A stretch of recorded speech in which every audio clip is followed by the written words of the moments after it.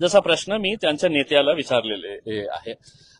पण चांगल्या रीतीने मी कुठल्याही प्रकारचा अशा प्रकारचं आंदोलन केलं नाही, अभद्र भाषाचा प्रयोग केला नाही आहे.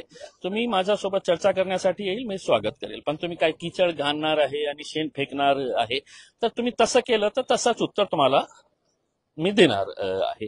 हे समजू नका मी कोणता दुसरा टाईपचा नेता आहे की तुम्हाला घाबरणार आहे करके.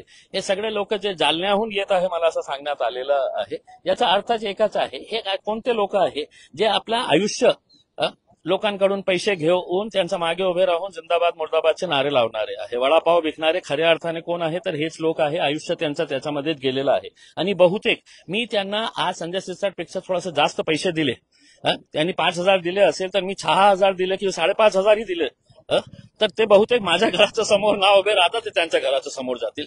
अशा प्रकारच्या लोकांना काही जास्त या धमकी समजताय की याला कसं कसली धमकी? मला धमकी देत असेल तर तुम्ही ओळखलेच नाही. या जिल्ह्याच्या माजी खासदाराला तुम्ही ओळखलेच नाही. मी तुम्हाला आत्ताच सांगतो की तुम्हाला इथे येण्यामध्ये कष्ट होत असेल तर मला जागा सांगा. एकटा इम्तियाज जलील तुमच्या समोर येईल, एकटा. पण या ठिकाणी पोलिसांचा मोठा बंदोबस्त लावण्यात आलाय. काय त्यांच्याकडे काही बातमी आली असेल की ते काय करणार आहे काय नाही करणार आहे, त्यांना करू दे आपलं काम जे करायचं आहे. पण तुमचे समर्थक देखील या ठिकाणी मोठ्या आहे संख्येत ना भाई, आमचेही चाहते आहे. त्यांनाही ही बातमी कळाली की म्हणजे इतकं सारे पोलीस फोर्स कशाला इम्तियाज जलील साहेबांच्या घराच्या समोर आलेली आहे, ते आलेले आहेत. याचा अर्थ हे नाही आहे की आम्ही काही हे करणार आहे, फेस ऑफ करणार आहे, तसं काही नाही.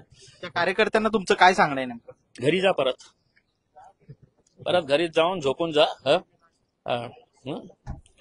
माझ्याकडे तुम्ही कोणत्याही प्रयोग केला, तुम्ही दादागिरी करा तर मी थांबणार नाही. तुम्ही विकत घेण्याची तुमच्यामध्ये ताकद नाही आहे तर कोणत्याही परिस्थितीमध्ये हे तर शक्य होणारच नाही